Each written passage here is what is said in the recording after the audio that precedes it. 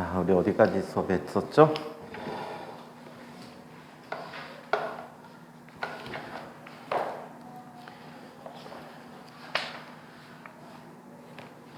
어디까지 했었습니까? 150조? 우리 벌써 거기까지 나갔니?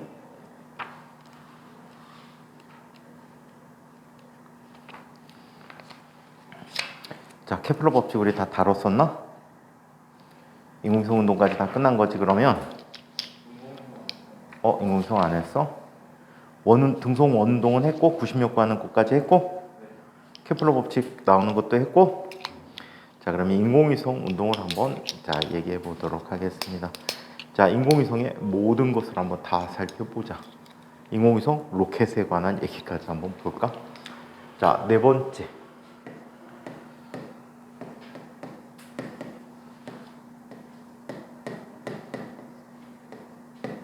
자, 인공위성에 대해서 이야기해 봅시다. 자, 인공위성이라는 것은 artificial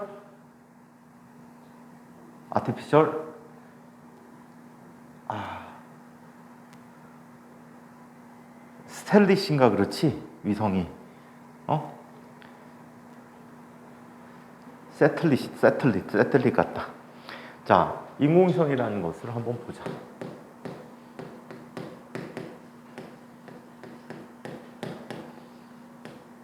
자, 인공위성은 행성 주변을 돌고 있는 인위적으로 만든 위성들을 이야기하지. 자, 행성 주위를 도는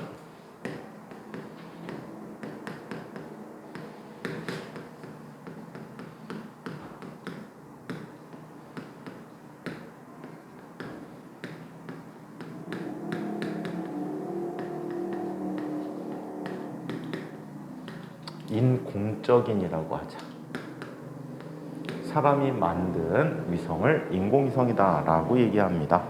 자, 그러면 인공위성에 나타나는 힘, 속력, 주기를 한번 이야기해 보도록 하죠. 자, 제목 없이 써보기로 하자. 제목 없이 써보기로 할게.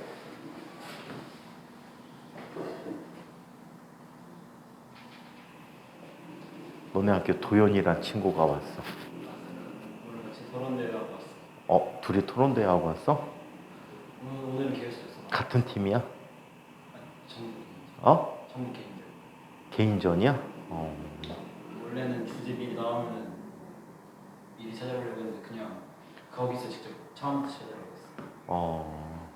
주제가 뭐였어? 이제 일본 원자 오염수 그거 방출하는 거에 대해서 해결 방안 그리고 우리나라에 생길 문제점. 해결 방안 딱 하나 있어. 일본 놈들을 지금 상태에서 다 죽여버리는 거야. 반드시 버릴 것 같아. 근데 나는 이해가 안 가는 게 그거야. 서양 사람들이 해산물을 잘 안 먹거든. 해산물을 좋아하는 편이 아니야. 그러니까 많이 먹지는 않는데 걔네들도 주변에 해양 생태계가 많이 파괴될 거란 말이야. 특히 알래스카 같은 곳. 쿠로시오 해류가 알래스카까지 올라갔다 다시 내려온단 말이야. 북태평양 해류가 되면서. 근데 미국 애들이 그거에 대해서 전혀 아무런 개의치 않는 게 난 되게 이상한 거야. 경로를 따져보면 미국까지 거친 다음에 우리나라. 그렇지. 우리나라가 거의 맨 마지막인데. 이론 서양 사람들 신경 안 써. 이론적으로. 그리고 우리나라로 오는 거는 아주 극미량이 될 텐데 우리나라는 이렇게 신경 쓰고 있는데 미국 애들이 그걸 신경 안 쓰는 게 나는 참 희한해. 게다가 그 돌아다니면서 생물들도 먹고. 그치. 관광기도 좀 많이 짧아. 12년. 그러니까. 돈인데 5년 걸린다고. 그럼 우리나라에는 영향 상당히 적고 미국이 엄청 큰 나쁜 영향을 받을 텐데 특히 하와이 같은 때는 여러 해류가 섞여가지고 하와이로도 직접 가는 아이들도 있거든. 참 희한해. 국민들이 그냥 그걸 무서워하는 게 가장 큰 문제인 것 같아요. 너무 뭐가 있지? 그게 왜 그러냐면 그 정치인들의 인기 부합주의야. 그것도 일종의. 일본 나쁜 놈들. 무조건 일본 나쁜 놈들 어쩌고 저쩌고 하는데 일부 진짜 윤석열이 어떻게 보면 맞다는 게 뭐 좋은 건 아니지만 맞다는 게 우리 나라 발전하려면 언제까지 그렇게 싸우고 가야 돼? 그렇다고 사과 안 하는 새끼한테 야 사과해 맨날 싸울 거야? 누군가는 끝장을 내야 된단 말이야. 사이 안 좋은 거 나중에 전쟁 날 수도 있는 상황이야. 일본하고도 그 상황인데 계속 간다는 거 내가 볼 때는 썩 바람직하지 않다. 특히 우리나라 이상하게 야당 정치인들이 중국 애들하고 러시아에 대해서는 되게 우호적이야. 근데 걔네들 때문에 우리나라가 지금 분단 국가란 말이야. 김일성을 내세워갖고 소련 애들이 북한 지역을 공산화시켰잖아. 그리고 다 이겨가는 6.25 전쟁을 중공군 애들이 개입하면서 다시 밀려내려왔잖아. 근데 이게 내가 볼 때는 그쪽을 너무 우호한다? 그것도 심각한 문제야. 선생님은 진짜 일본 애들도 싫어하지만 중국 애들도 싫어. 더군다나 선생님 같은 경우에는 부모님이 다 북한 출신이야. 선생님 아버지는 개성. 남한이었다 북한이 된 곳이야. 선생님 어머니는 아예 함경북도. 땅 다 뺏기고 재산 다 뺏기고. 이게 뭐야? 주변 나라는 좋은 나라가 없어요. 주변에 우리나라는 진짜 해악만 끼친 나라밖에 없어. 나쁜 나라. 우리나라는 역사적으로 고구려 말고는 전국 전쟁을 하는 나라가 없잖아요. 아, 그게 또 아니래. 더 막 재미난 중국의 기록들이 있어. 백제가 고구려의 영토보다 훨씬 더 많은 중국 땅을 갖고 있었대. 바닷길로. 백제가 본토가 여기잖아. 중국의 거의 대부분의 서해안. 그래갖고 어디까지 갔냐면 백제라는 나라가 인도 차이나 반도까지. 필리핀을 포함한 일본. 일본도 원래 백제 땅이지. 문영왕하고 문영왕 다음 때 왕이 문영왕 동생이거든. 둘 다 무왕인가가 둘 다 일본에서 왔단 말이야. 그리고 일본 천황 자체가 몇 년 전에 지금 이제 아들 천황인데 아버지가 물러났잖아. 아케히토. 그 사람이 공식적으로 얘기했어. 일본의 왕가는 백제의 후손이다 라고 공식적으로 얘기했단 말이야. 백제 땅이야. 근데 그 증거가 그 기록이 중국에 있어. 근데 우리나라에는 없어. 우리나라는 역사를 쓰는 놈들이 다 사대주의 사관을 갖고 있었고, 또 최근에 역사 쓴 놈이 서울대 역사학과 교수인데 이 사람이 굉장한 사대주의자야. 지금 역사학계의 80% 이상이 그 사람과 연관이 있는 제자들, 이런 사람들이야. 그러다 보니까 역사 기록이 제대로 똑바로 이루어지지 않았단 말이야. 역사 평가가. 기록 자체도 왜곡해서 기록하고. 상당히 잘못됐는데 그래. 너네들은 이제 국사 시간에 안 배우는데 조선 상고사라는 게 있어. 조선 상고사가 뭐냐면 우리나라 고조선, 부여 이 역사들을 다 통틀으는, 고조선, 부여 이 역사를 통틀으는 우리나라의 실제 역사가 있단 말이야. 근데 그 역사 보면 쓰러집니다. 어떻게 쓰러지는지 아니? 중국의 건국 설화에 나오는 사람들이 있어. 황제라는 이름을 붙이게 한 사람. 누구지? 사망오제. 사망오제의 으뜸이 헌원 황제지. 근데 우리 조선 상고사에 보면 이 사람들이 고조선 사람들이야. 고조선 사람들인데 때는 우리나라의 몇 대 당군인지는 선생님이 정확한 기록이 없는데 치우천왕이라는 분이 있었지. 치우왕. 그냥 치우천왕이라고 해. 이 치우천왕이 단군일 때야. 멀지 않아요? 뭐가? 멀지 않아요. 그때 고조선은 우리나라 목적이고 중국 대륙 쪽에서 바보 아니야? 우리나라가 지금 남한에 머물러 있던 역사가 아니잖아. 고조선은 거의 동아시아 거의 전체를 다 아우르는 곳이었거든. 일본을 제외하고. 일본에 간 거는 처음에 거기 원주민이 얼마큼 살았는지 모르겠는데 일본의 역사가 시작된 거는 한국 남쪽에 있던 분들이 일본으로 이주해갖고 가서 거기서 농사 짓기 시작한 게 근원이라고 해. 기원전 400년 전에. 농사가 시작되면서 일본의 문명이 발달하게 된 거야. 한 번도 농사를 지은 땅이 아니라서 엄청나게 비옥하대. 일반적으로 화산토를 이용하는 경우에는 엄청나게 비옥한 땅이 된다고 하더라고. 그런데 고조선의 역사에서 이런 게 나오거든. 조선 삼국사에 치우천왕이 당군일 때, 당군이라는 건 제사장의 의미고 왕이야. 그때 당시에 치우천왕이 있는데 지방 호족들,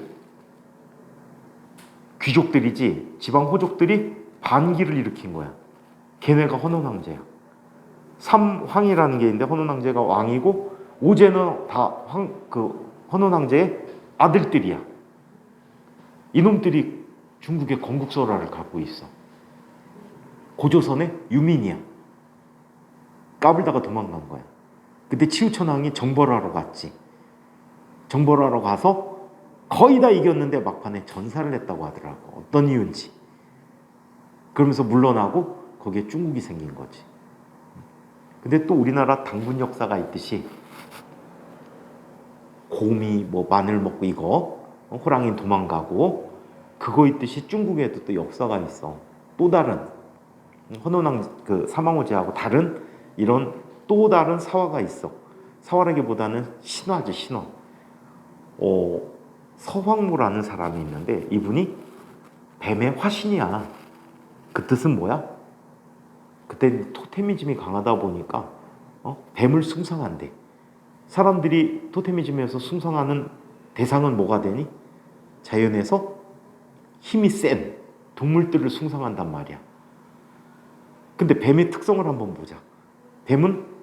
뱀이 가장 최상위 먹이 포식자가 되는 곳이 어디야?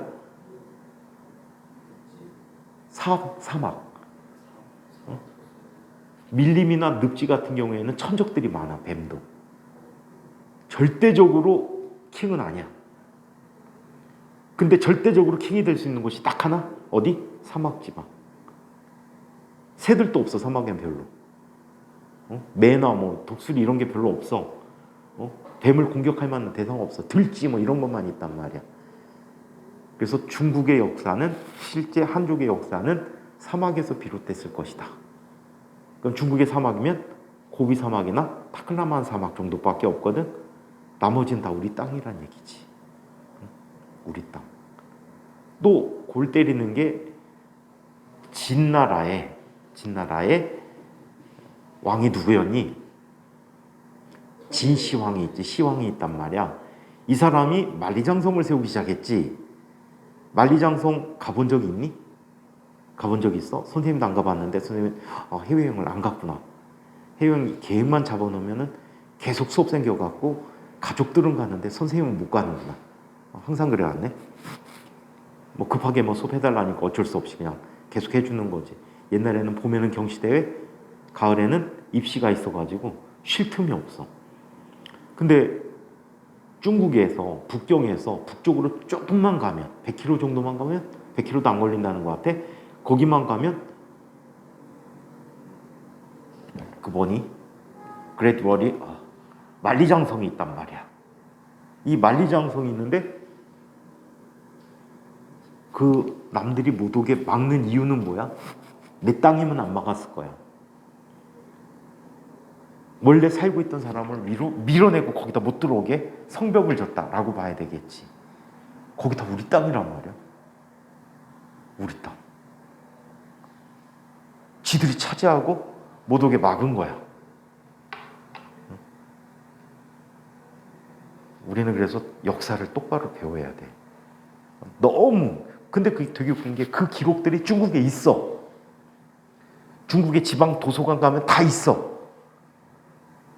보물처럼 이제 창고에다 막 모아놓은 책들이 있는데 우리나라에는 아무것도 없어. 일제 강점기 동안에 다 기록이 삭제됐다는 말도 있고, 사실은 사대주의 사관을 갖기 시작하면서 그 전에 있던 모든 것들을 다 없앴을 가능성이 높아. 너무 안타깝지. 너무 안타깝습니다. 그리고 일본도 중국도 역사를 자기네 쓰고 싶은 것만 쓰지. 근데 왜 우리나라 사람들은 역사를 객관적으로 쓰는지 모르겠어. 북한 봐봐, 역사.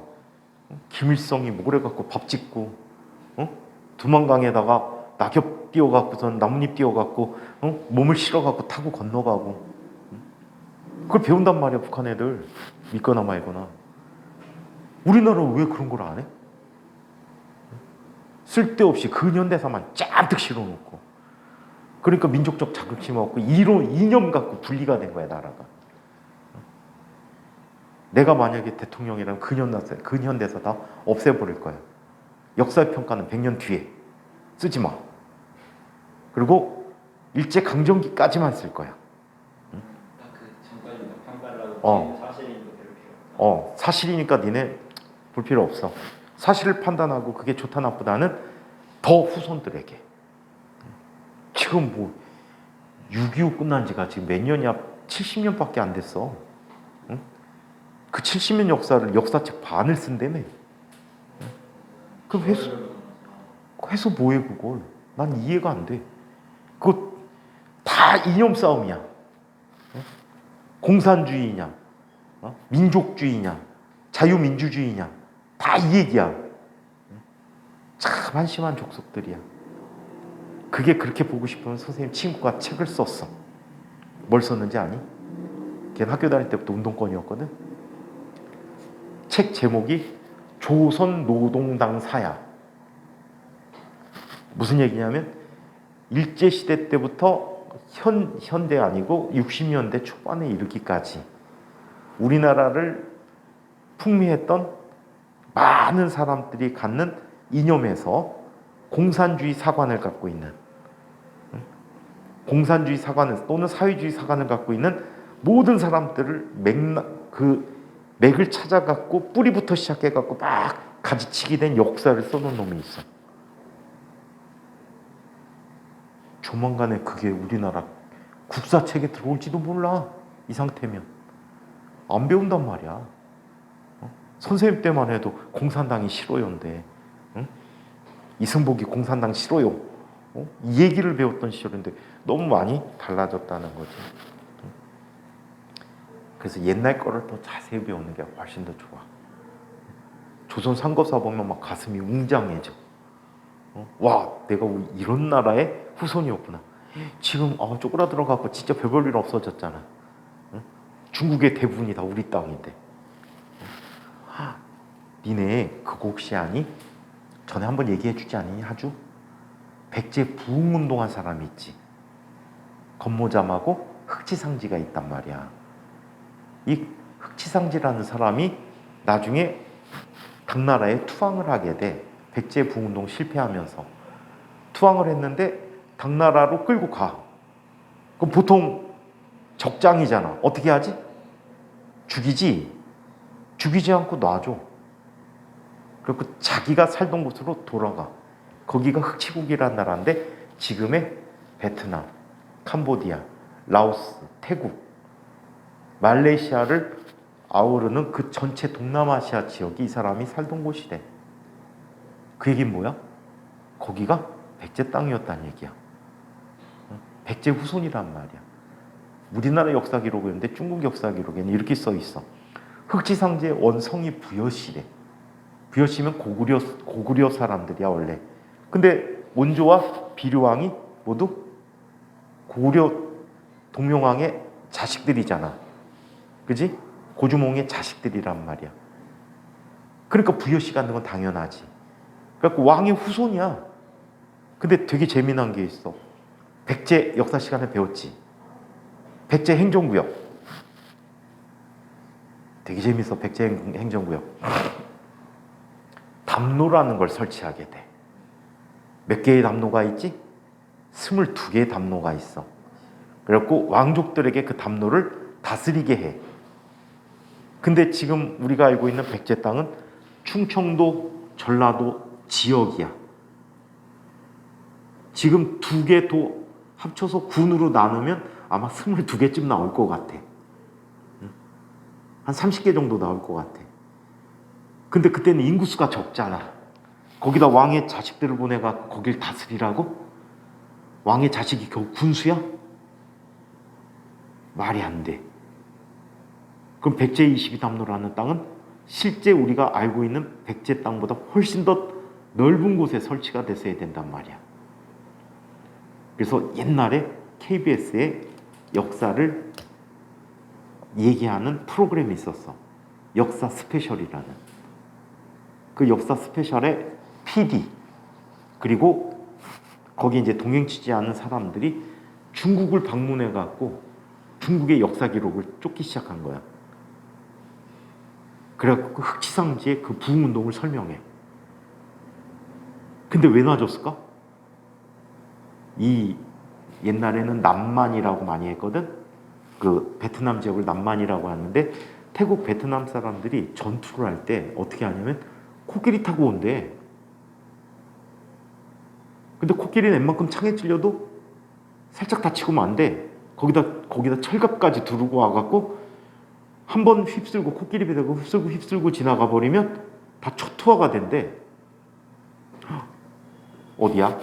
옛날 카루고인가? 아프리카 지역에 있던 사람이 코끼리 타고 알프스산 넘었지. 로마 점령한다고. 로마 정복한다고. 하니발이라는 사람. 코끼리 부대가 그렇게 무섭대. 거기다가 중국 애들은 무술이 꽝이지. 요즘 속속들이 다 드러났는데 그 베트남, 태국 지역 사람들은 지금 그 사람들이 하는 그 킥복싱 같은 거, 무에타이라는 무술. 근데 실제 무에타이가 더 무섭대. 경기에 국한에서 덜 다치게 변형을 시키는 게 요즘 무에타이고 원전 무술이 있는데 그게 어마무시하게 싸납대 사람들이. 그래갖고 당나라 사람들이 싫어해. 야 우리 왕 내놔. 안 그러면 쳐들어갈게요. 하니까 놔줬다는 설이 있어. 그게 다 중국의 역사 기록이야. 근데 우리나라는 너무 우리나라 역사 기록만 믿고 이렇게 하는 게 너무 안타까워. 니네 역사 1학년 때 배우니? 2학년 때 배우니? 3학년 때만 배워? 지금 조선시대 다 끝났지? 아니요, 이제 통일신라. 이제 지금 통일신라 하고 있어. 통일신라 하고 있어? 되게 천천히 나가는 거야. 너네는? 통일신라 하고 있어? 통일신라 왜 배워? 고구려 것만 배우지. 고려 백제만 배워도 되는데. 통일신라를 하는 거는 지금 남아있는 흔적이 그것밖에 없어서 안타깝습니다. 진짜 나라의 근본을 살리려면 역사를 똑바로 배워야 돼.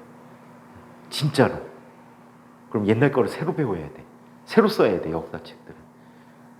근데 그 일본주의적 그리고 중국주의적 이런 사고방식 갖고 있는 사람들이 역사계를 지배하기 때문에 그래. 선생님이 제일 화가 나는 것 중에 하나가 뭔지 알아? 훈민정음 언해 부분에 훈민정음의 도입 부분이 나오잖아. 그지? 왜 훈민정음을 만들고 이거 했던 것. 나란 말씀이 흉국과 달라 서로 까먹었어. 나란 말씀이 흉국과 달라라는 구절이 있어. 조선시대 때 조선 초야 훈민정음 창제한 게 1400 몇 년이니? 1445년이야? 이 해에 중국이란 나라 이름이 뭐야? 명나라잖아. 그지? 중국이란 말이 없었어. 중국이 왜 생긴 거야? 장개석이 나라를 세웠잖아. 중화민국. 그걸 줄여서 중국이라고 하는 거야. 중화민국. 옛날엔 중국이란 말이 없었어. 근데 국어학자, 역사학자들이 그걸 평가를 나라 말씀이 중국하고 달라서 한자하고 달라서 했다. 내가 볼 땐 천만의 말씀이야. 이전에 우리 순수한 글자가 있었단 말이야. 근데 지방마다 맞춤법 통일안이 안 된 거야.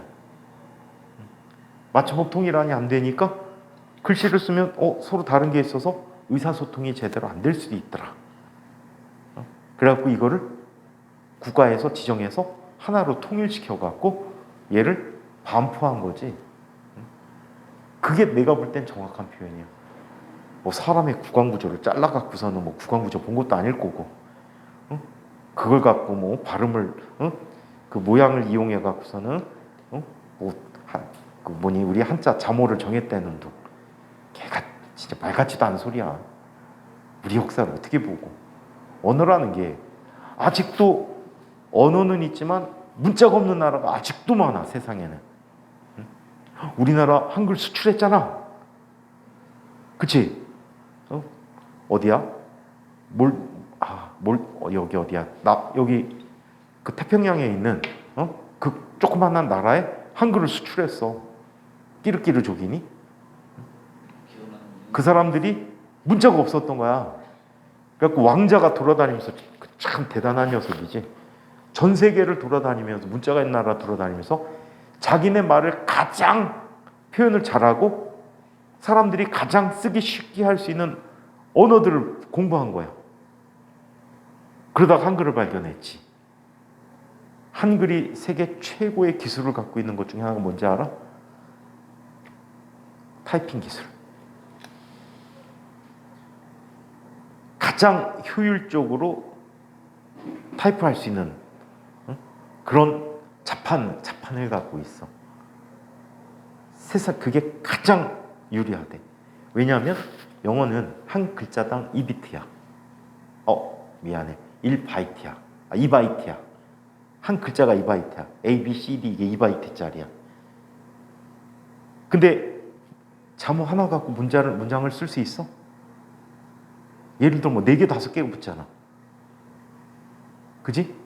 그 발음을 한글로 표현하면 한자 또는 두자로 표현되는 게 많아. 근데 한글 자모는 타이핑하면은 3비트래. 3바이트. 글자 하나에 2바이트인데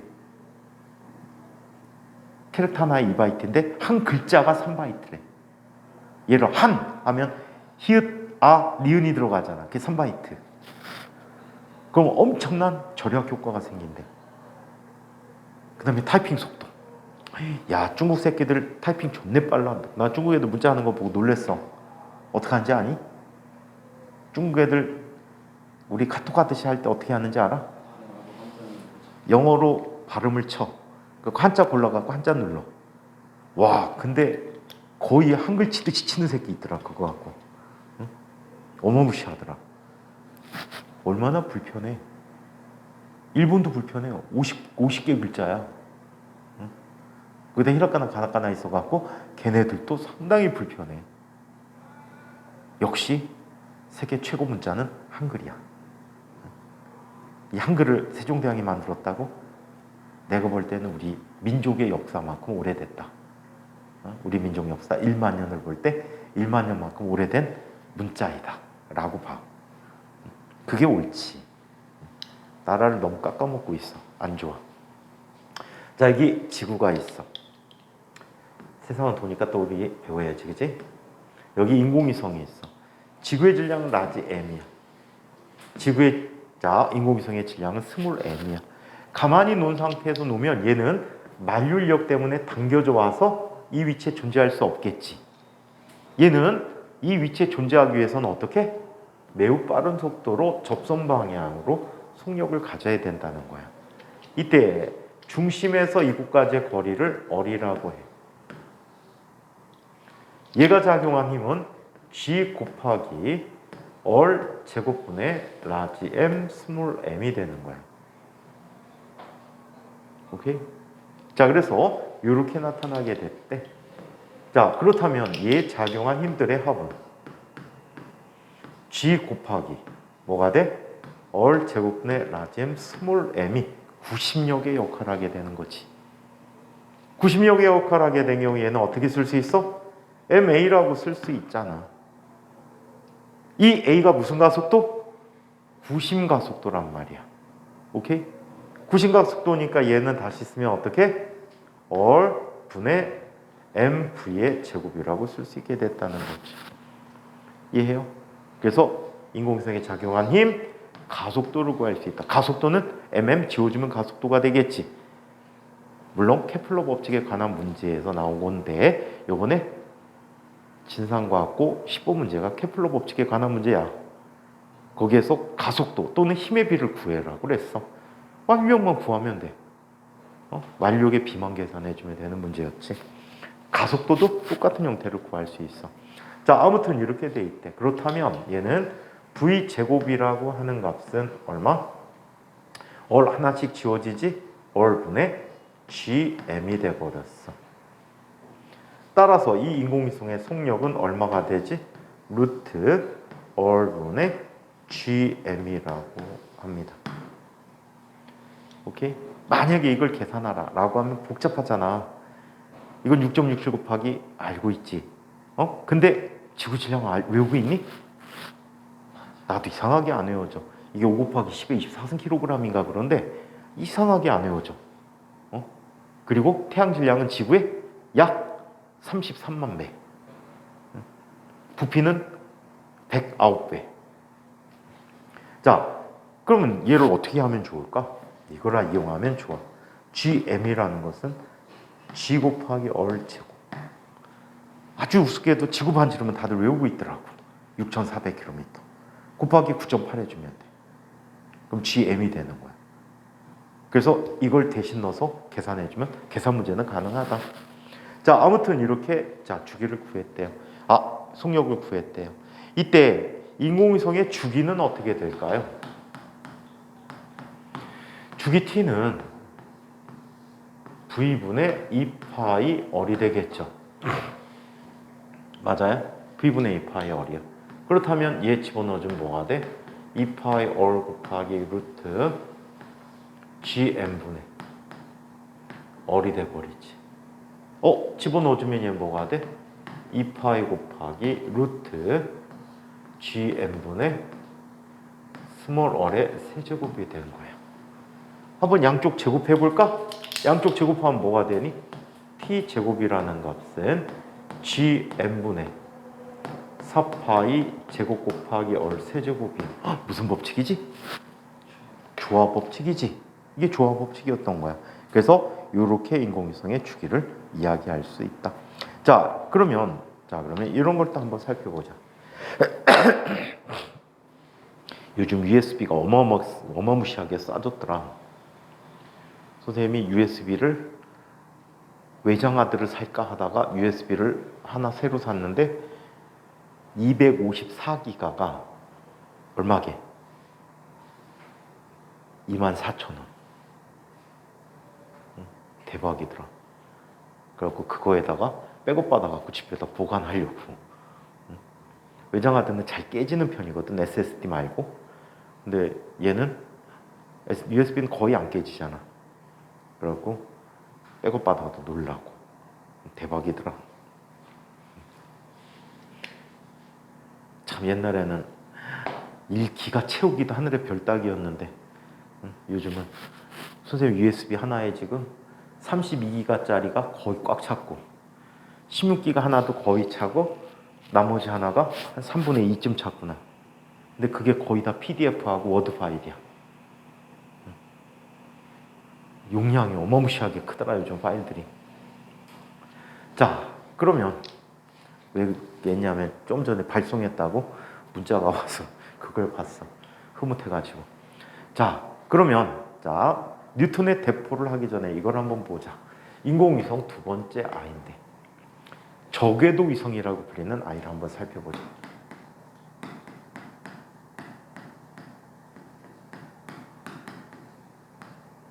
저궤도 위성. 자, 저궤도 위성이라는 것은 요런 위성이야. 지표를 스치듯이 도는 인공위성의 운동이야.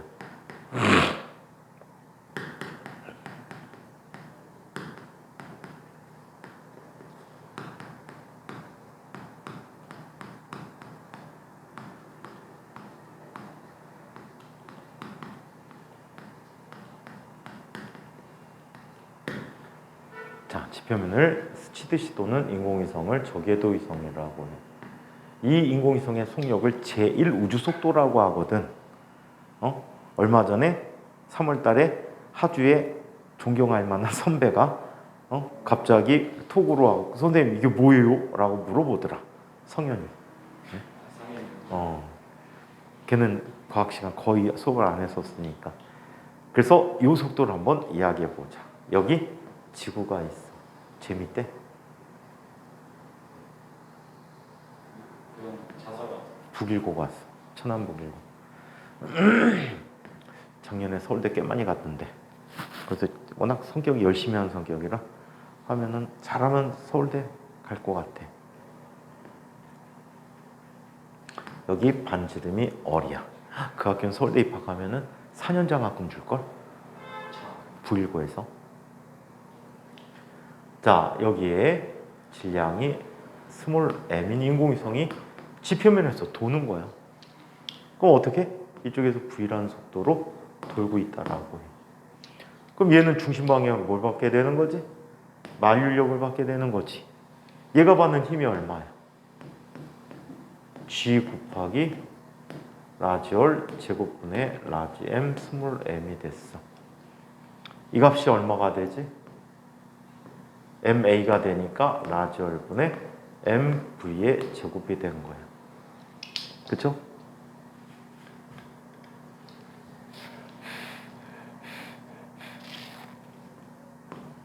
자, 그럼 v제곱이라는 값은 얼마가 되지? v제곱은 얼마가 되죠? 실수하면 안 되겠다. 말은 안 마르네. 자, v제곱은 라지 R분의 g m이 돼버렸어. 또는 얘는 g 라지 R이라고 쓸 수 있죠. 맞죠? 그래서 속력을 계산해 보니까 루트 라지 R분의 g m이 되는데 이 값이 얼마? 루트 g R이라고 해. 이걸 계산해 봤더니 얘가 얼마? 7.9km/s가 되었다라고 해. 이거를 뭐라고 부른다고? 제1 우주속도라고 불러. 오케이? 자, 이렇게 나타나는 걸 뉴턴은 이렇게 해석했어. 뉴턴은 모든 원운동이 인공위성의 운동과 같은 자, 이러한 원운동이 자유낙하 운동이라고 생각한 거야. 이 자유낙하라는 걸 생각해서 이 해석을 하게 됩니다. 일명 뉴턴의 대포라고 하는 대포인데, 자, 이렇게 나타나. 여기서 한 가지 주기까지 한번 구해보고 가자. 주기 t는 얼마가 되지? v분의 2파이 라지 R이 돼버리지. 그래 안 그래? 그래서 2파이 루트 얼마? g분의 라지 R이래. 이걸 계산했더니 얘가 약 84분 정도가 돼버려. 84.2분인가 나왔던 것 같아. 그래서 이렇게 나타나는 값을 갖는데, 자, 이 이야기를 뉴턴은 다음과 같이 해석을 합니다. 뉴턴의 대포. 맨 밑에 나와 있어, 책에.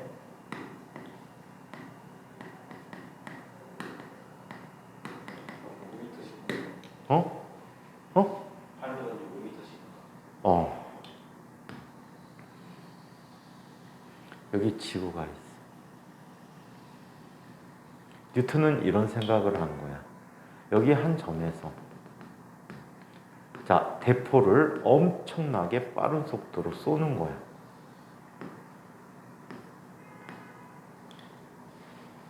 그때 지구 반지름을 라지 R이라고 할 때, 자, 1초 동안에 얘가 이만큼을 갔다면 원운동하기 위해서는 자, 지구 중심 방향에 대해서 요만큼만큼 낙하하면 얘는 이 자리에 와 있겠네. 그럼 1초 동안 낙하한 이 거리는 얼마가 되지? 이 거리는 2분의 1 gt 제곱이니까 2분의 1 g라는 값이 되겠지. 1초 후에. 자, 여기에서 이 거리는 R 더하기 2분의 g란 말이야. 직각삼각형 나왔지? 피타고라스 정리를 써볼 수 있겠네. 그래서 얘는 뭐가 됩니까? v0의 제곱이라는 값은 R 제곱 R 플러스 2분의 1g의 제곱 마이너스 R 제곱이라고 할 수 있어요. 자, 그렇다면 이거 전개해버리면 R의 제곱 더하기 g 라지 R 더하기 2분의 1 g의 제곱 빼기 라지 R의 제곱이 돼버렸지. 지워지고 지워졌어. 지구 반지름이 6,400km야. 얘는 얼마야? 5지. 5의 제곱 25야. 계산하나? 만화란 말이야. 따라서 V0라는 값은 근사적으로 뭐가 돼? 루트 G얼이 됐단 말이야. 오케이?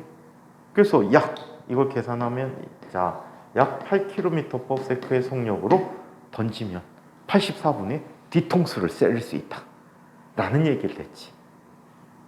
원운동을 이렇게 자유낙하 운동으로 해석했어. 오케이? 그래서 이게 뉴턴의 대포라는 것이다. 자, 이번에는 두 번째 인공위성으로서 이런 걸 한번 이야기해 보도록 하겠습니다.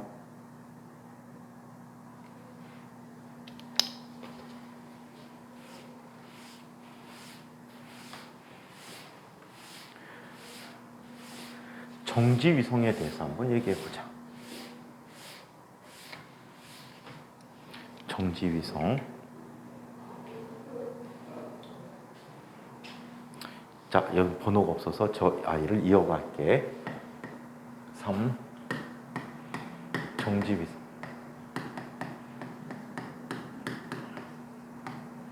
자, 정지위성은 우리가 통신용 위성으로 사용하는 경우에 정지위성을 써야 되지. 항상 정지위성은 제자리에 있어야 돼. 지면에 대해서. 오케이? 만약에 벗어나면 맨날 접시 안테나 아저씨가 와갖고 맨날 방향을 잡아줘야 될 거야. 그치? 이게 안 맞으면 전파가 안 오니까. 자, 그래서 이 정지위성이 있는데 땅 위에 대해서 항상 같은 자리에 있기 위해서는 자, 위성의 공전 주기가 누구하고 같아야 돼? 지구의 자전 주기와 같아야 돼. 즉 같은 각속도로 돌아야지 같은 위치에 멈춰 있단 말이야. 이 시간이 약 얼마가 되지? 86,400초가 되겠지. 하루라고 놓는데 정확하게는 하루가 아니더라고. 23시간 56분 4초인가 그래. 그게 안 맞으면 위성이 그냥 없어진대. 그리고 정확한 거는 하루가 약간 안 되더라. 자, 그래서 그것 때문에 윤년이 생기잖아. 날짜 맞춰주려고. 자, 이게 86,400초라고 합니다. 자, 그렇다면 한번 보자. 여기 지구가 있어. 지구 반지름은 라지얼이라고 하고 높이 h인 곳에 위성이 돌고 있는 거야. 전체 거리를 얼이라고 하자. 얘는 지금 자, 어떤 v라는 속도 또는 오메가라는 각속도로 돌고 있다라고 할 수가 있다고. 이때도 자, 지구 중심으로 작용한 힘은 바로 어떤 힘이야? 만률력이란 말이야. 따라서 지구 중심으로 작용한 힘은 G 곱하기 자, 스몰 r 제곱분의 라지 m 스몰 m이 된 거야. 이 값이 ma가 되는데 자, 얘는 지구하고 뭐가? 각속도가 같은 거지. 각속도로 보는 표현이 좋을 것 같아. m r 오메가 제곱이야. 오케이? 직접 써볼까? 오메가라는 것은 주기분의 2파이라고 쓸 수 있단 말이야. 그지? 주기분의 2파이야. 그렇다면 얘는 이렇게 쓸 수 있다. t 제곱분의 자, 4파이 제곱 m 얼이라고 써줄 수 있다고. 오케이? 그러면 지워버리고 얼 세제곱을 살펴보니까 얼 세제곱은 자, 뭐가 됩니까? 4파이 제곱분의 gm 곱하기 t의 제곱이 돼버렸어. 조화법칙이네. 그지? 조화법칙이야. 그래서 얼값을 살펴보는데 얼값은 이 값이 돼버렸어. 4파이 제곱분의 gm 곱하기 t의 제곱에 3분의 1제곱이 됐대. 이거를 계산해 봤더니 이 값이 42.3 곱하기 10의 6승 미터가 되었다라고 해. 오케이? 자, 그래서 요만큼이 돼버렸고 이때 지표로부터의 높이는 저 얼에서 라지어를 빼주면 되겠지. 자, 그랬더니 얘가 얼마? 35.9 곱하기 10의 6승 미터만큼이 됐다라고 해.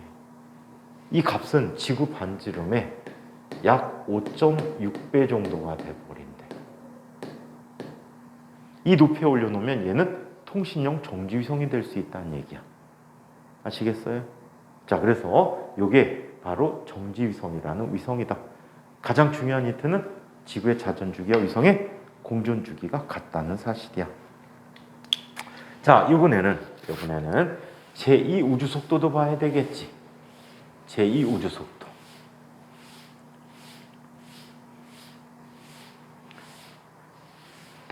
자, 네 번째 지구 탈출 속도를 보자.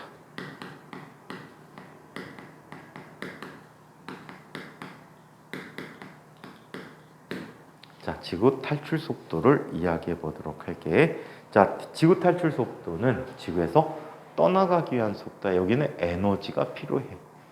자, 여기에 지구가 있어. 지구에 로켓이 지구를 떠나기 위해서 이렇게 놓여져 있어. 자, 얘의 질량은 라지 m이고 얘의 질량 스몰 m, 지구 중심까지 거리를 어리라고 하자.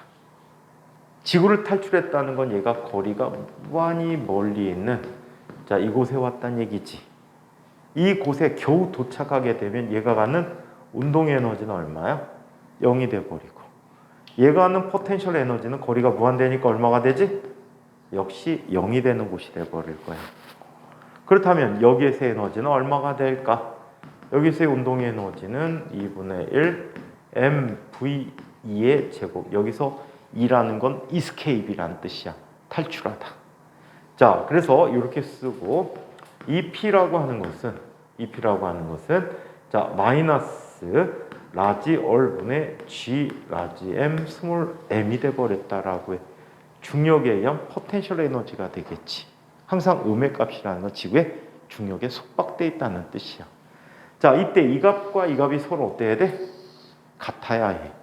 같아야 해서 얘는 다음과 같이 쓸 수 있다. 2분의 1 곱하기 mv2의 제곱 마이너스 g 곱하기 얼분의 라지 m 스몰 m이 0이 돼버린 거야. 오케이? 자, 그렇다면 v2의 제곱이라는 값은 얼분의 2gm이 돼버리지. 또는 얘는 2g 얼이 돼버렸어.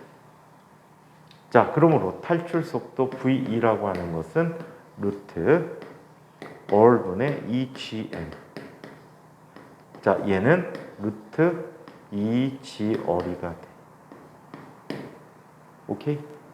자, 이때 지구 탈출 속도 이걸 계산하면 얼마가 되지? 11점? 얼마? 2였니? 기억이 안 난다.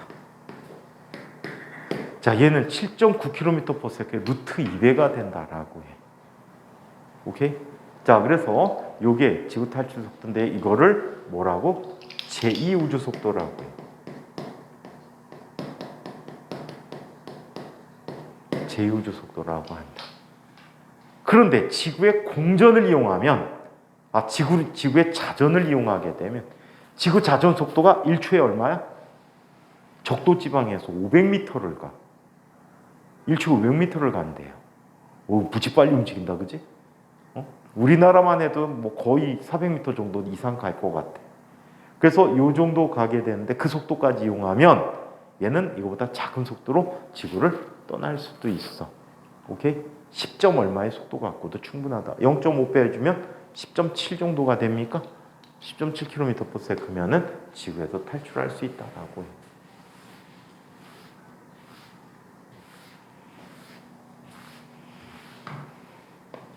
자, 그러면 요번에 우리나라 달 탐사선 보낸 거 되게 골 때리게 보냈지?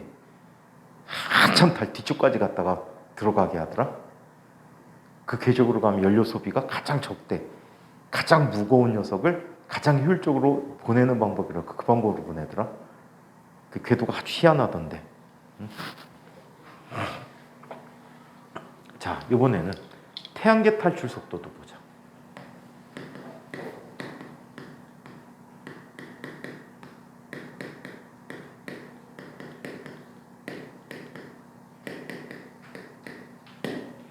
태양계 탈출 속도를 얘기해 보자.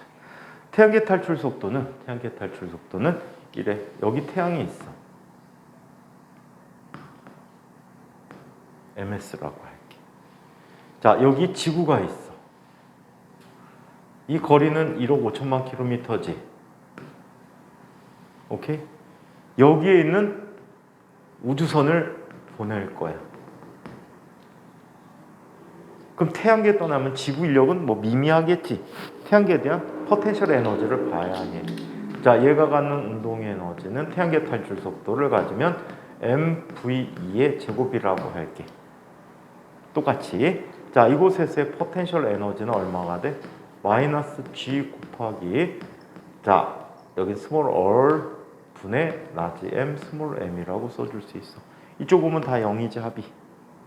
따라서 2분의 1 mv2의 제곱 마이너스 g 곱하기 r분의 라지 m 스몰 m 이라는 값이 0이 되는 거예요. 오케이? 자, 그렇다면 이때 v라는 값은 얼마가 될까? 루트 r분의 2g 라지 m이 돼버려. 이게 약 얼마가 되냐면 약 42km/s야. 오케이?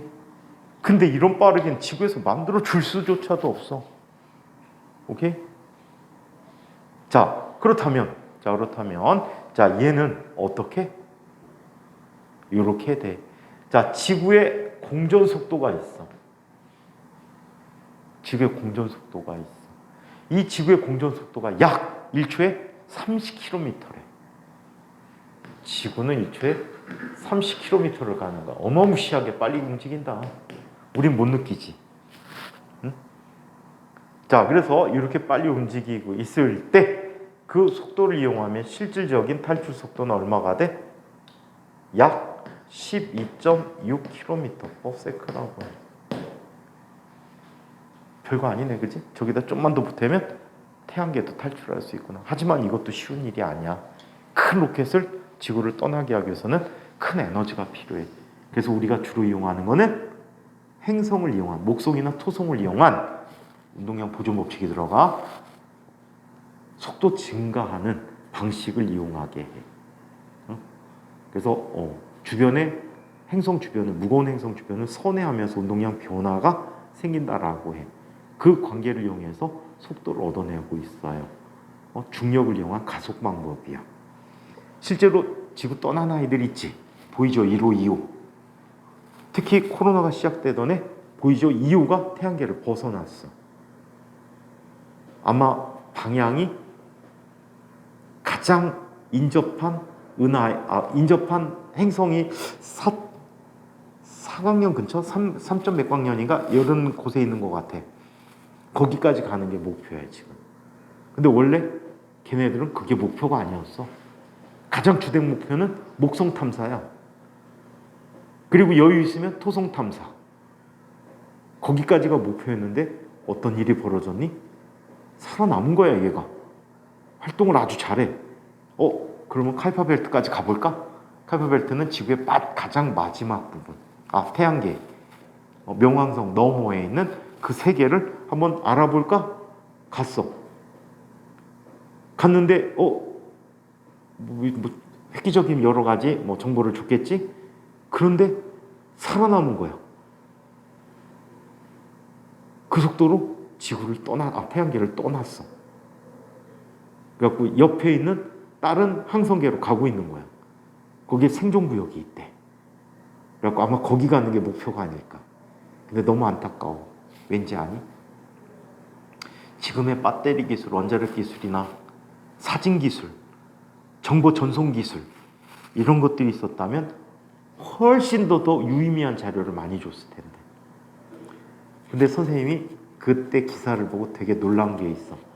우주가 아직도 태양계를 벗어나자마자 아주 희한한 일을 겪었어. 이 우주선이. 보이죠? 2호가. 어떤 희한한 걸 겪었는지 아니? 얘가 주변 지역을, 이제 주변에서 나오는 물질이라는 거를 검출해갖고 지구로 데이터를 전송해줘. 뭐가 나왔게? 태양계 떠나자마자 이 보이죠? 2호를 맞이한 거는 엄청난 수의 양성자. 태양계 안에 있는 양성자, 수소원자 핵이지. 그거보다 훨씬 더 많은 양성자가 태양계 밖에 존재하더래. 그걸 정보로 보내준 거야. 그래서 아직도 우주에는 수원자들이 돌아다니고 있구나. 아주 그 양이 작게 줄긴 했겠지만, 빅뱅 초기보다 엄청나게 줄긴 했겠지만 아직도 돌아다니는구나. 이걸 알게 됐지. 굉장히 유의미한 자료 같아. 자, 그래서 위성, 인공위성에 관한 얘기 나온 김에 우리 로켓 방정식도 한번 배워볼까? 운동량 보존을 이용하는 거거든. 운동량을 여러분들이 알고 있기 때문에 로켓 방정식도 한번 해보도록 하자. 로켓 방정식. 한 번도 한 적 없지. 로켓 방정식은 일방정식과 이방정식으로 구성이 되어 있어요. 자, 일방정식은 수소렌의 로켓의 추진력을 계산하는 식이고, 자, 그 다음에 제2방정식은 자유공간에서 로켓의 연료를 어떻게 분사하냐에 따라 이 로켓이 갖게 되는 속도 변화를 계산하는 식이 되어버려요. 자, 로켓 방정식을 한번 보자.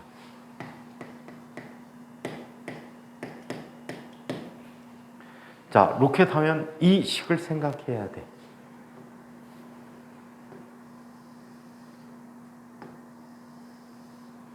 자, 여기 로켓이 있어. 현재 이 로켓은 자기 질량 라지 m과 잠시 뒤에 내버릴 연료 델타 m의 조합으로 구성되어 있다라고 할게. 오케이? 자, 그리고 이 로켓이 지금 가는 속도는 어떤 속도로 간대? V라는 속도로 가고 있다라고 해. V0라고 할까? V0 V? 그냥 V라고 할게. 그런데 이렇게 가던 로켓이 연료를 뒤로 분사해. 연료를 뒤로 내뿜었대. 내뿜는데 얼마큼의 질량을 내뿜은 거지? 델타 스몰 m의 질량을 내뿜었어. 얘는 로켓에 대한 상대 속도로 내뿜어 준 거야. VEX라고 하는 내버리는 힘으로, 분출하는 힘으로, 자, 이렇게 분출해 줬대. 이거는 로켓에 대한 상대 속도야.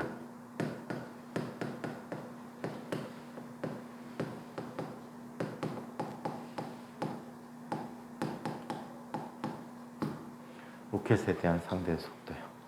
자, 그랬더니 저만큼을 분리하면 얘 질량이 라지에만 남았지? 속도가 어떻게 돼? 빨라졌지? V 더하기 델타 V만큼 빨라졌어. 그러면 이 연료의 지표에 대한 속도는 얼마가 될까? 얘는 지표에 대한 속도. 상대 속도니까 연료의 속도 빼기 로켓의 속도를 해준 거란 말이야. 오케이? 그래서 얘가 가는 속도는 얼마가 돼? 앞방향으로 V 더하기 델타 V 빼기 VX라는 자, 지면에 대한 속도가 된 거야. 연료의 지면에 대한 속도야.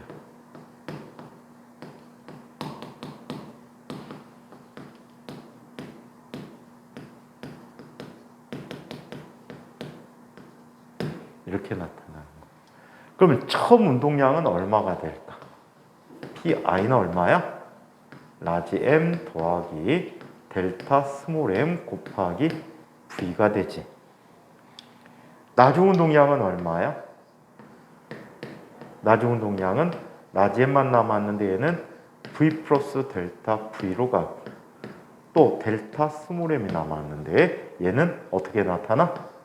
V 플러스 델타 V 마이너스 V EX가 돼버리겠지. 오케이? 자, 여기서 로켓의 추진력을 알기 위한 이걸 한번 살펴보도록 하자. 자, 운동량의 변화량을 계산해 볼게. 이 관계에 대해서 운동량 변화량이 생길 수 있지. 운동량의 변화량은 어떻게? 나중 거 빼기 처음 거잖아. 라지 M V 더하기 델타 V 더하기 델타 스몰 m V 더하기 델타 V 빼기 VEX. 마이너스 처음 운동이야. 라지 m 곱하기 라지 m 더하기 델타 m 곱하기 v가 됐어. 오케이? 전개해보자. 라지 m v 더하기 라지 m 델타 v 더하기 델타 m v 더하기 델타 m 델타 v 빼기 델타 m v x 빼기 라지 m v 빼기 델타 m v야. 그럼 라지 m v 라지 m v가 지워지지. 델타 m v 델타 m v 지워졌어. 그리고 아주 짧은 시간 동안의 질량 변화와 속도 변화의 곱은 0이야. 왜 0일까? 아주 작은 녀석 두 개가 곱해지니까 0이 돼버리는 거야. 오케이? 자, 그렇다면 남은 것은 누구만 남았지? 라지 m 델타 v 빼기 델타 m vex가 돼. 오케이? 이때 거리는 연료가 증가하면 로켓 자기 자신의 질량은 어떻게 되지? 점점점 감소하겠지. 감소하니까 이렇게 돼버려. 라지 m 곱하기 v 더하기 델타 라지 m 곱하기 vex가 되는 거야. 왜냐하면 로켓의 질량이 감소하면 스몰 m부터 보자. 버리는 연료의 양이 증가하면 감소하지 로켓의 질량은. 맞아? 그래서 이렇게 쓸 수 있대. 자, 이때 양변을 델타 t로 나눠보자. 델타 t분의 델타 p라는 값은 m 곱하기 델타 t분의 델타 v 더하기 델타 t분의 델타 라지 m 곱하기 vex라고 쓸 수 있대. 이건 뭐야? 힘이 돼버리지. 물체에 작용하는 힘은 m, 얘는 뭐야? a 더하기 델타 t분의 델타 m 곱하기 vx. 얘는 일반적으로 물체에 나타나는 외력이 되는 거야. 얘 외력이 돼. 그래서 외력 마이너스 델타 t분의 델타 라지 m 곱하기 vex라는 값이 ma가 된 거지. 이게 바로 로켓의 추진력이야. 음의 값이야? 델타 m 자체가 음의 값이지. 그래서 양의 값이 되는 거야. 이해합니까? 자, 그래서 추진력 FTH라고 할게. 얘는 마이너스 델타 t분의 델타 m 곱하기 vex야. 이게 현대 로켓 기술의 굉장히 중요한 점 중에 하나야. 어떤 면에서? 추진력이 좋아야 되지. 추진력 좋기 위해서는 분출 속도 빠르게 하면 돼. 분출 속도 빠르게 하기 위해서는 베르누이 법칙에 의해서 구멍이 어때야 돼? 이거는 베르누이는 아니고 연속 방정식 쓰면 되겠구나. 구멍이 어떻게 돼야 되지? 작아져야 돼. 구멍이 작아지게 되면 연료를 또 많이 버려야 되는데 많이 못 버려. 이게 기술이야. 최적화 기술. 이제 우리나라는 액체 로켓에서 겨우 이 부분을 터득했어. 겨우. 처음에 이 기술도 거의 없어가지고 러시아 놈들의 기술을 얻어다 썼지. 나로고. 러시아 기술을 얻어다 써갖고 지금은 우리가 지금 나로 말고 그 다음 게 뭐였지? 누리온이? 이 누리호 지금 3차 발사까지 했다고 하더라. 처음에 발사할 때만 그냥 봤는데 벌써 3차 발사까지 성공했대요. 그래갖고 2024년도인가 25년도까지 열 몇 번을 더 발사한 다음에 상용화할 계획인가 봐. 근데 그럼 뭐해? 머스크 같은 기술을 써야지. 갔다가 한 번 발사하고 버리잖아, 발사체. 낙하해갖고 다 파괴되잖아. 머스크는 어떻게 했지? 슉 하고 착륙시키지. 진짜 어떻게 그게 이제 기술이야. 머스크가 돈을 쓴 기술. 매직이지. 야, 그럼 수리만 해갖고 쓰면 되잖아. 근데 그 몇 번 이상은 안 되겠더라. 우주 올라갔다 내려온 아이들은 많이 상하더라고. 아무리 똑바로 착륙해도. 지난번에 머스크네 발사했다가 터졌잖아. 머스크네 그 스페이스X가 하나 터졌어, 최근에. 근데 걔가 몇 번 왔다 갔다 하는 아이 같아. 실제로 우주왕복선도 지금 거의 다 파괴됐잖아. 사고로. 그리고 몇 번 이상 쓰면 안 되는데 뭐 굉장히 수시로 올라갔다 내려갔다 했던 걸로 기억하거든. 그래갖고 걔가 파괴됐나 봐. 자, 이번에는 이거를 그래서 우리는 로켓 제1방정식이라고. 로켓 제1방정식이야. 이 추진력 구하는 식이야. 자, 이번에는 이런 걸 한번 보자. 자유공간에서는 외력이 작용하지 않는 공간에서는 델타 P가 뭐가 되지? 0이 된단 말이야. 오케이? 델타 P가 0이 돼. 델타 P가 0이 돼버리면 얘는 이렇게 쓸 수 있네. M 더하기 델타 스몰 m 곱하기 V라는 값이 M 곱하기 V 플러스 델타 V 플러스 델타 M 곱하기 V 플러스 델타 V 마이너스 VEX라고 쓸 수가 있어. 오케이? 그럼 이것도 양쪽 전개해보자.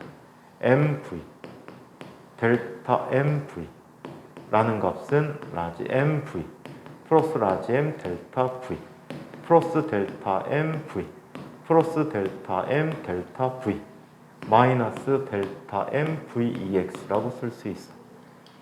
그럼 MV 지워지지. 델타 MV 지워져. 아주 작고 작은 녀석 곧 0이야. 오케이? 자, 여기에서 얘는 또 이렇게 쓸 수 있어.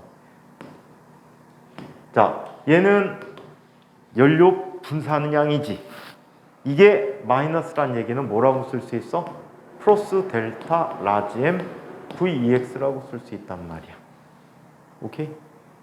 자, 이때 델타 V라는 녀석 정리해보면 델타 V라는 녀석은 자, 이항시키면 마이너스 라지 M분의 델타 라지 M 곱하기 VEX라고 쓸 수 있어. 이거를 극한을 취해보자. 아주 작은 값으로 보내면 얘는 dV라는 값은 마이너스 M분의 dM 곱하기 VEX라고 쓰게 되지. 오케이? 자, 그렇다면 얘는 양변을 V0에서 V란 속도까지 변했대. dV. 속도 변화가 된단 말이야. 얘는 마이너스 VEX 곱하기 인테그럴 처음 질량 M0에서 나중 질량 M이 되겠지. 곱하기 M분의 dM이라고 쓸 수 있어. 전에 이거 내가 적분해 준 적 있지 않니? 결과가 뭐가 되지?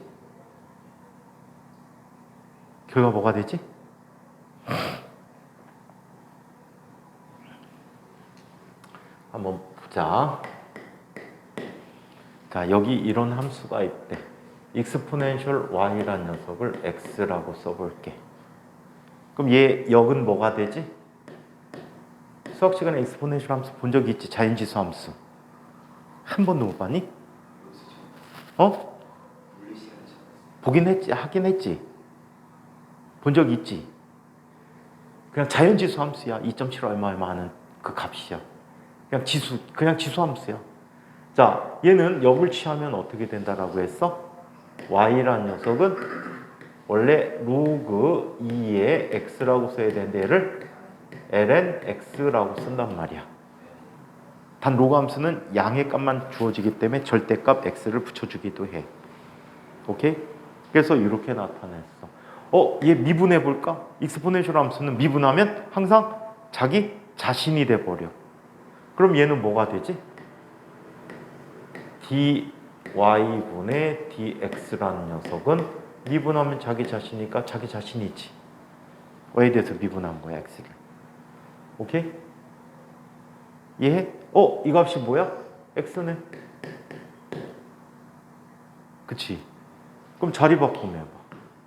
x분의 dx라는 값은 dy라고 쓸 수 있거든. 그렇다면 이거 적분해봐.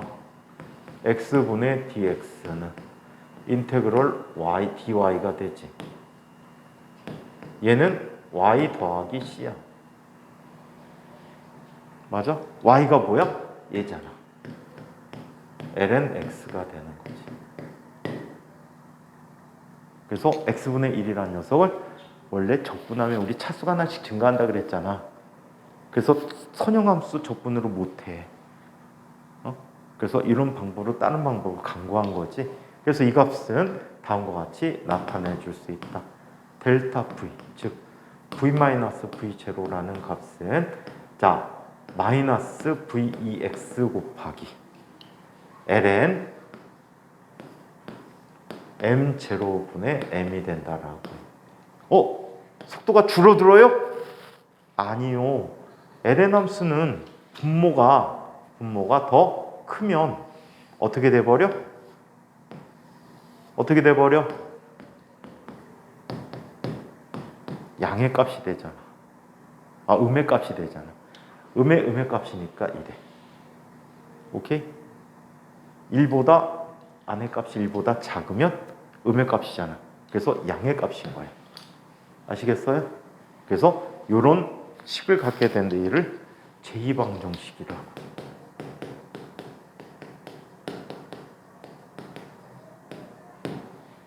작년 인과 기말고사 시험 문제로 나왔구나.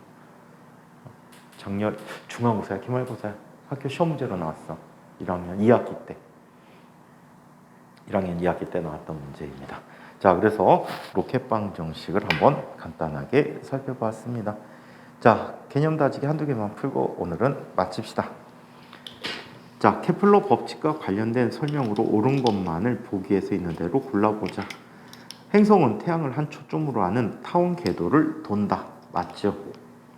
행성은 태양으로부터 먼 곳에서보다 가까운 곳에서의 속력이 더 빠르다. 맞죠? 태양에서 먼 곳에 있는 행성일수록 태양과 행성을 잇는 직선이 같은 시간 휩쓸고 간 면적이 더 크다? 아니지. 같은 시간 동안 휩쓴 면적은 항상 같다. 뭐지? 면적 속도 일정 법칙, 케플러 제2법칙이 되는 거죠. 자, 그래서 얘는 길이가 답이 되겠고요. 자, 두 번째. 그림은 어떤 행성이 태양 주위의 타원 궤도를 공전하는 모습이다. 이 행성의 공전 주기가 300일이래. 전체 공전 궤도 면적의 4분의 1을 지나는 시간 t는 얼마가 되는가? 얘는 같은 시간 동안 같은 면적이 휩쓰는 거지. 그럼 4분의 a라면 4분의 t 동안 휩쓴 거지. 따라서 얘는 얼마가 돼? 75일 동안 휩쓴 거리가 되겠지. 자, 세 번째, 만류 인력에 대한 설명으로 맞으면 O, 틀리면 X를 하자. 케플러 법칙은 만류력 법칙과 무관하다? 케플러 3법칙이 만류력 법칙과 매우 밀접한 관계를 가졌지. 맞아요? 자, 한편 만류력은 두 물체를 서로 밀어내는 힘이다. 당기는 힘이죠. 인력이니까. 그래서 X가 되겠지. 만류력은 두 물체의 거리가 가까울수록 물체의 질량이 클수록 크다라고 했어요. 자, 만류력은 두 물체의 거리가 가까우면 커지지. 그리고 질량 커지면 커지지. 맞죠? 질량이 서로 다른 물체가 두 물체가 지구로부터 각각 같은 거리만큼 떨어졌을 때 두 물체가 받는 만류력의 크기는 같다. 질량이 클수록 크다. 그죠? 질량이 클수록 크다. 자, 4번. 그림처럼 A는 극지방에, B는 적도지방에서 각각 지구로부터 만류 인력을 받고 있다. A와 B의 질량이 같을 때 이에 대한 설명으로 옳은 것을 모두 골라보도록 하자. 자, 옳은 걸 모두 골라보는데 한번 볼까? 만류력과 중력은 무관하다? 아니지. 매우 밀접한 관계가 있지. A에 작용하는 만류력이 B보다 크다라고 했는데 지금 자, 극지방이 적도지방보다 반지름이 더 작지. 따라서 극에서의 중력이 더 커요. 극에서의 만류력이 더 크다라고 해요. 그래서 A에 작용하는 만류력이 B에 작용하는 만류력보다 크다. 5가 되겠지. 자, A와 B는 작용 만류력 크기가 같다. X. 두 물체 A의 무게가 B보다 커도 A와 B는 중력과 속도가 같다.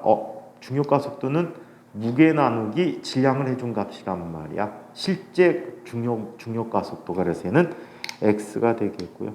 A와 지구 사이에 작용하는 만력은 작용 반작용이다. A가 지구를 당기면 지구도 A를 당기는 거지. 작용 반작용의 관계가 되겠네요. 자, 5번부터는 다음 시간에 하도록 하자. 뒤쪽에 문제 한번 풀어갖고 와. 네?